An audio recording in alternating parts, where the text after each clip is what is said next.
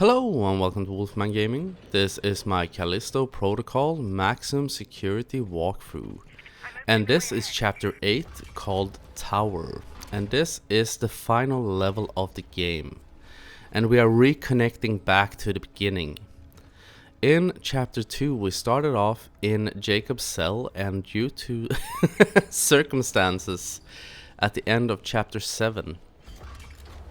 Because what you didn't see in the previous video was when that door opened, on the other side of the door there was one of those guard droids that picks up Jacob and throws us back to where we began, and it can feel a bit discouraging because it almost feels like, was it all for nothing?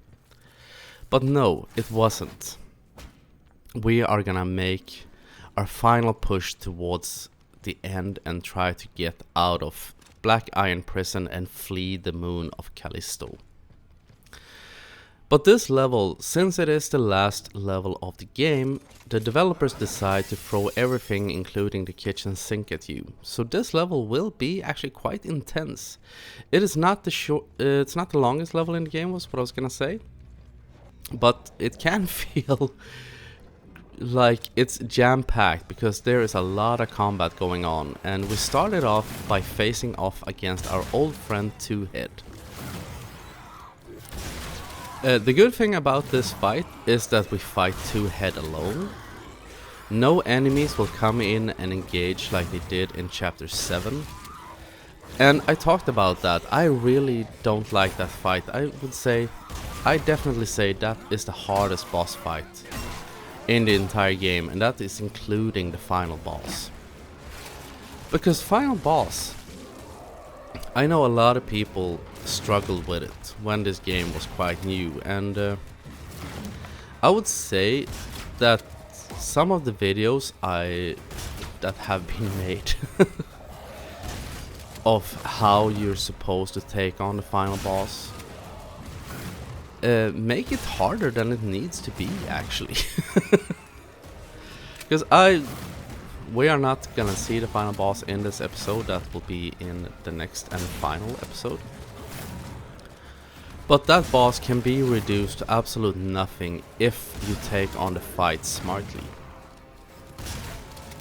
And I don't know if I said it. I may not have said it, but I think I've read that this Two-Head is supposed to be weaker than the previous ones we have faced off against. And what I mean by weaker is that he is supposed to take less punishment before he dies than the one in chapter 6 and one in chapter 7. When I'm fighting Two-Head, it's kind of hard to tell because I suck at aiming. And something I'm not sure about, because I don't know how, if he has, like if you aim at his head, if he takes more damage, that might be that makes the fight go faster. Not entirely sure. But I always try to aim at center mass. Sometimes I succeed, sometimes I fail horribly. But we all know how to fight him, and since there is a store just close by, after the fight, make sure to stock up once again. Because we will be facing off against another Two-Head before our fighting is done. There will be a bunch of enemies in between here and then. So don't worry, we will have chances to stock up on ammo once again. I'm gonna focus mainly on using, as always with these regular enemies, we focus on using the stun baton and the grip glove. And the grip glove, now being at maximum level, is a beast of a weapon. It's just sad that you can't use it against the bosses, because I'm guessing Two-Head would be reduced to absolute nothing if you could use that. And here I was trying to make a point, and of course the enemy decides to not sprawl when I threw him into the wall. It's quite interesting. I said, like, focus on using melee weapons, and then I go using the shotgun. But this is, I would say actually, since this is the last level, use whatever weapon you wish. Because before we get to the final boss, you will get a chance to stock up on more ammo. But be careful, don't use up all your shotgun ammo, make sure to have some supplies, because as I said, there will be another 2-head before it's all said and done. So try to find a balance. If you want to play it safe, use the stun baton. But I must say, this has been a very fun walkthrough to create and to narrate and watch back, because I think I've said this. I didn't care much for this game the first time I played it. By the way, in this corridor, as you saw right there, there are enemies lying on stretchers that pretend to be dead and they are not. So just do like we did in Lost, Chapter 5. Where you use the grip glove to pull them towards you and then punish accordingly. But when I played this game the first time, I didn't care very much for it. I don't know what it was, but a lot of it had to do, I think, with me struggling with the dodging mechanics, as I said. And also, this game got a lot of critique when it came out. I think a lot of people criticized it for being too linear. But in all actuality, it is a very linear game. Not gonna lie. There is just one path you can follow to get to the end. Of course, but I don't know, something, the second time I played it, I enjoyed it so much more because I still think it's fun. There is a lovely heaviness to when you're in combat. I really like that you feel, especially here on the PlayStation 5 with its haptic feedback, you really feel the weight of the punches with the stun baton. And that was actually something when I started playing Dead Space, just after I had played through this game the first time. I didn't feel the same weight, even though I think overall Dead Space is a better game, probably. It's a lot harder game. But just die, won't you? There you saw me shooting the clusters, by the way. But something, comparing this to Dead Space, something I realized replaying Dead Space that I really didn't like, which was a very archaic game mechanic, and that is the hunter, or I call him the regenerator. And for anyone who doesn't know, the regenerator is an enemy that you face off against about halfway through the game.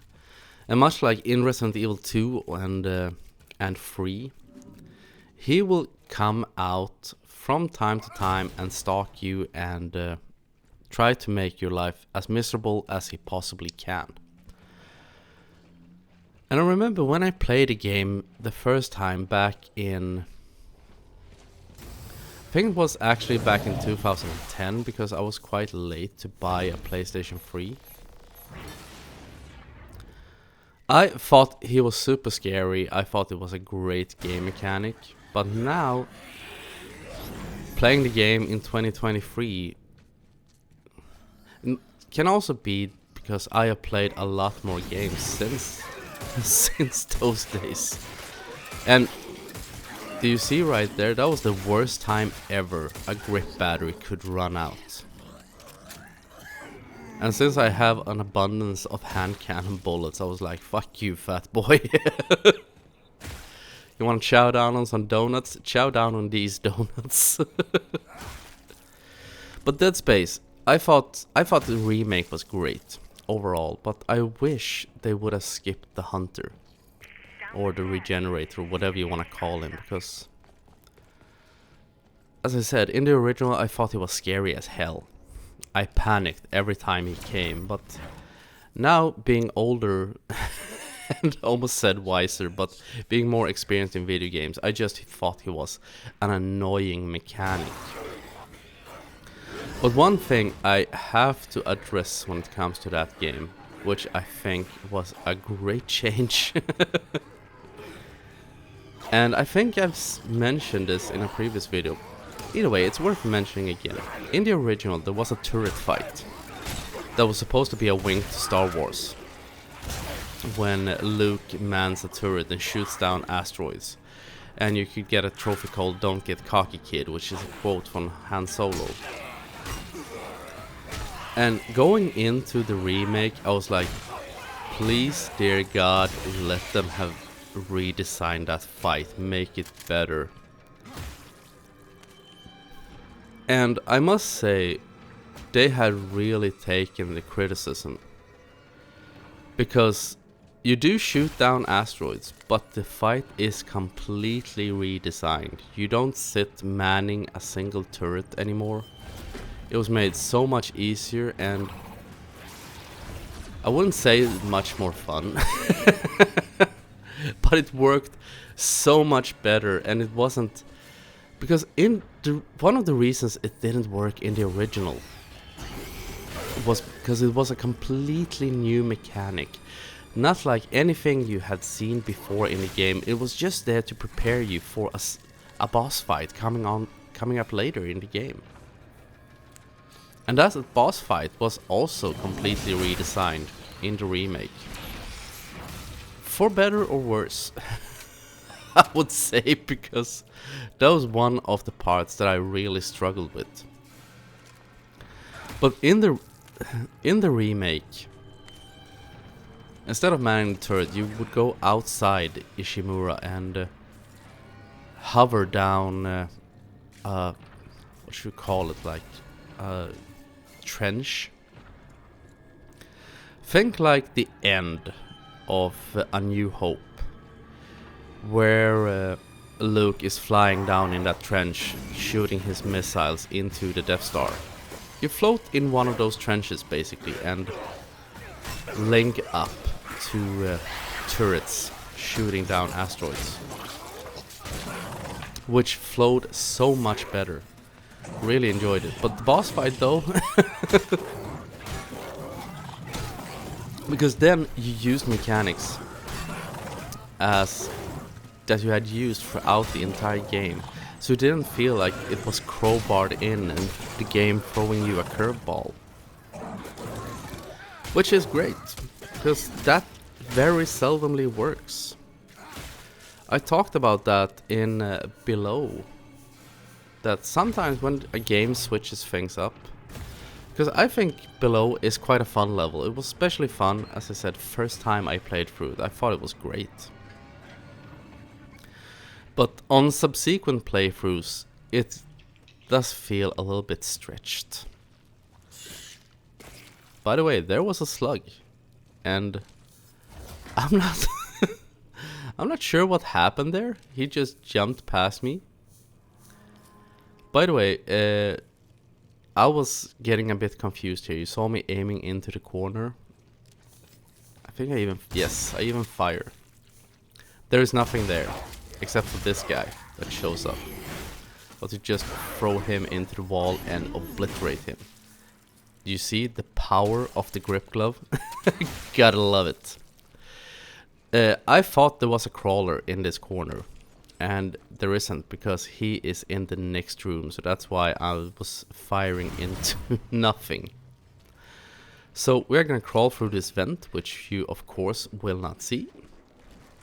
And immediately as we get out, now is the time to fire into the corner. Like so.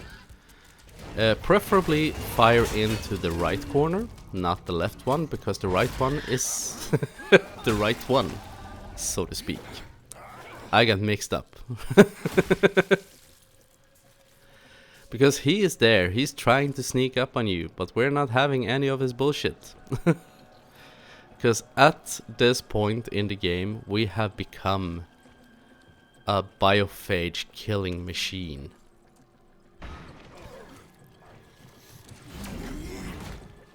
And a thought struck me. Because you get no sense of time. Because some time passes in between Jacob crashing his ship and the cell. I think there is some time where he is unconscious. But let's say he's only knocked out for, say, half an hour. Can you imagine what a shitty day this is for him? Because all the events in this game take place subsequently, one after the other.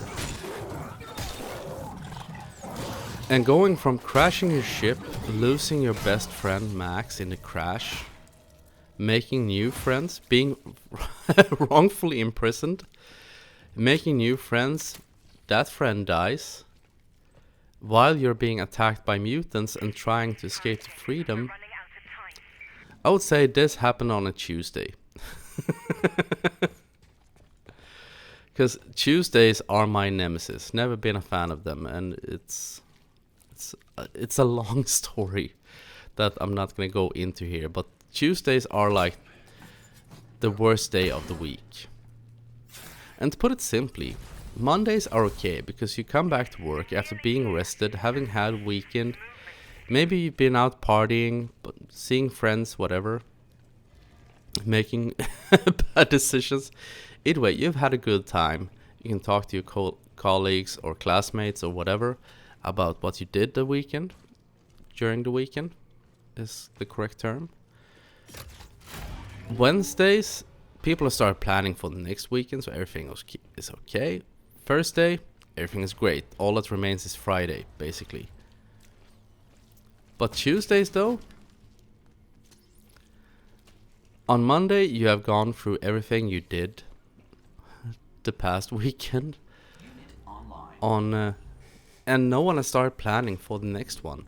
So it's just misery. And the weekend never feels as far away as it does on a Tuesday. But either way, and by the way, as I think I mentioned, never open a chest in this level, because they are all traps. And now it's once again time to take on another two-head. Very soon at least. First we're gonna run down here and take the spitter and throw him into the spikes. And when you're leaving this room to go into the next area, make sure you go out through this side door and stay over to the right. Because it has happened to me on occasion. By the way, there's an explosive canister over there that I'm keeping my aim on, because that is where two-head will come from. You can either shoot the canister as he passes by it, or pick it up with the grip glove and throw it at him to soften him up. But I highly recommend you go out through that right door and then lead him back in here. Because over to the left, in a small room, there is an enemy lying on the ground. And it's super odd because sometimes he wakes up, sometimes he doesn't. But it seems like he is proximity triggered. So if you stay away from that room, he will not wake up. And having played through the two-head fight in chapter 7, you know that having an enemy thrown into the mix can make this fight way harder than it needs to be. Because this is just, as rinse and repeat, we've done this 3 times before. He's big, he's a bully, but he's nothing. Especially not in comparison to us, that have fought through waves after wave of these mutants. So show him who's boss. And I think this room is great to fight him in, because you have space to move around. In the first room of this level where we fought the first one, sometimes it happened to me once or twice. You saw the janky transition there, because I was standing next to one of those. It almost looks like servers. And I got caught on it. I was standing right next to it and I pulled my stick towards it. And Jacob didn't dodge, so I got clocked, and when Tued actually manages to swing at you, as you might know if you have experienced it yourself, or at least I've told you, he will insta-kill you. By the way, there are some explosive crawling enemies up here, so I was trying to trigger them. They will come, I think, from the right. You can hear them scurrying. So be careful. There he is. Came in from the left even. So make sure you don't accidentally run straight into him. And over here up in the vent there are 2 chests. So make sure to pick those up so we can get some more resources.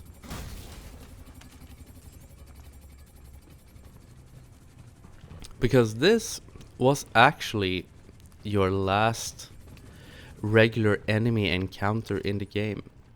If you've gotten this far, which I am confident you have, either by your own devices and hopefully with a little help from me. As I've said, that's what this walkthrough is for, and if you're a person that is struggling or has been struggling with this game, I really do hope it has helped you. So the only thing that is left to do in this episode is, by the way, I think that is the last collectible. Is we are gonna run through these empty corridors. Don't be fearful here, there are no enemies that will engage you, and we will run into exposition land. And because Danny is not feeling too well, and that is the reason why we're taking on the final boss to try to save her, because she has gotten infected.